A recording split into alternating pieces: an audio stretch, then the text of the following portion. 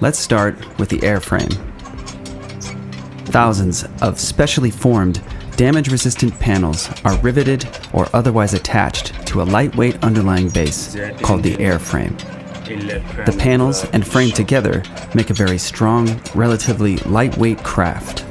Many of these parts, especially the outer panels, are made from a carbon fiber reinforced material, though traditional aluminum and aluminum alloys are also used.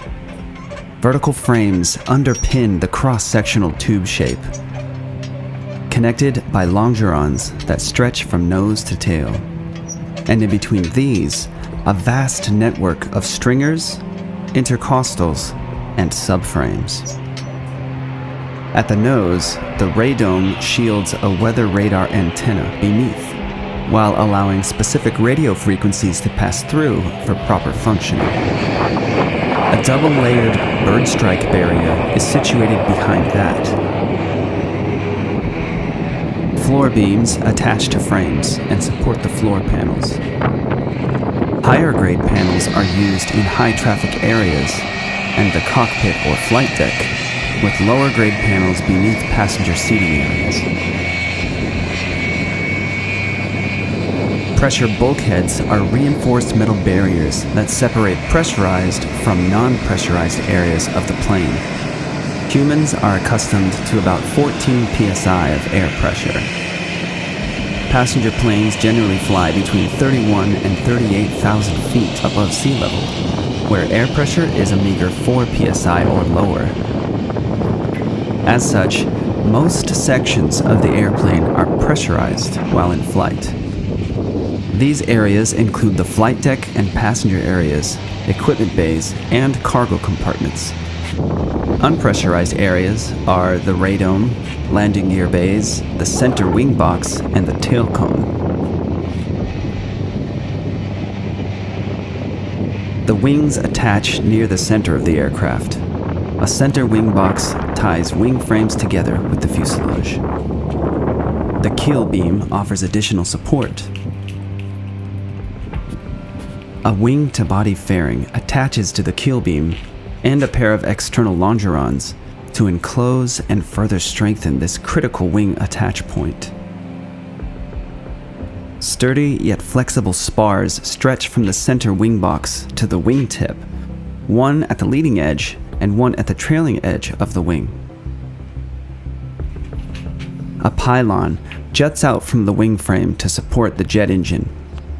Titanium links extend from the wing to the pylon, and tension bolts mate aluminum and titanium plates for an incredibly strong and flexible connection.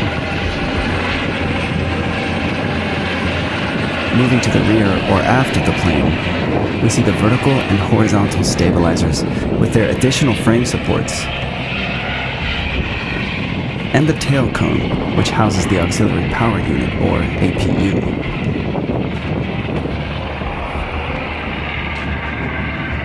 Windows.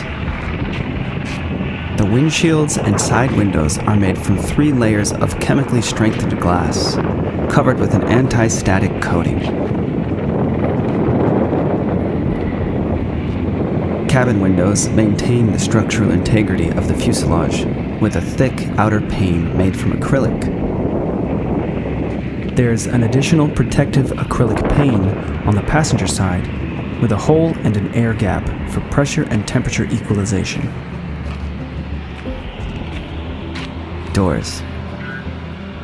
There are passenger doors front and rear, with corresponding service doors on the starboard side. Cargo access doors are also on the starboard underside. Smaller overwing emergency doors are located just above each wing. Doors must be disarmed before opening so the emergency slide will not deploy. An overpressure light, visible from the inside and outside the door, indicates whether the pressure differential would permit safe opening. A vent panel enables pressure equalization. Turning the interior latch handle allows the door to be opened. There's also an externally accessible door latch. The door rides on a hinge arm to swing out and away from the plane body, with stabilizer bars to guide its path.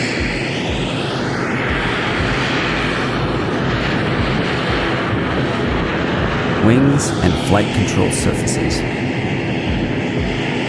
The wings generate lift for the aircraft. The main surfaces for flight control are the ailerons, elevators, and rudder. The ailerons generally function opposite one another to roll the plane. Elevators affect forward to back pitch, and the rudder controls yaw, or rotation around the vertical axis.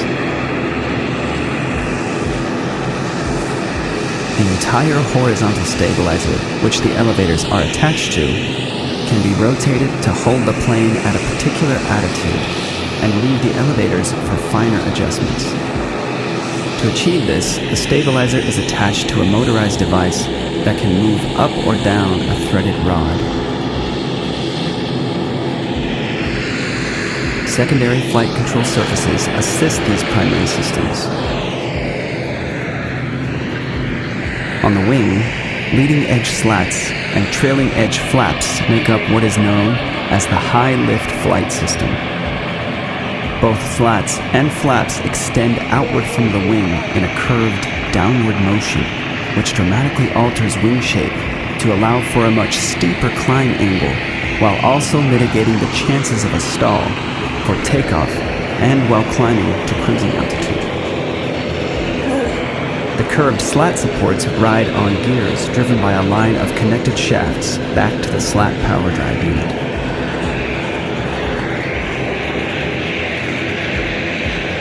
For the flaps, a flap carriage rolls outwards driven by its actuator arm as the supporting flap track beam lowers.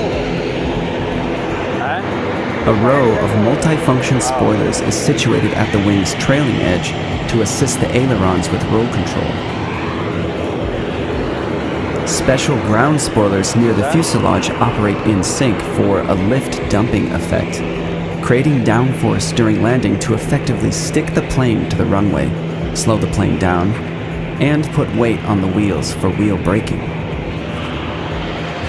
Along the wingtip and winglet there are static dischargers, which are flexible metal rods that discharge built-up static electricity that builds from friction as the plane travels through the air.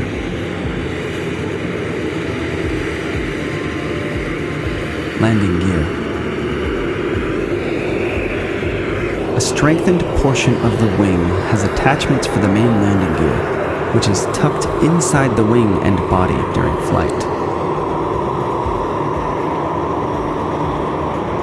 A hydraulic retraction actuator is attached to the main landing gear strut in such a way to rotate the gear into position for landing. Bearing doors pivot with the rotating action. When the landing gear is full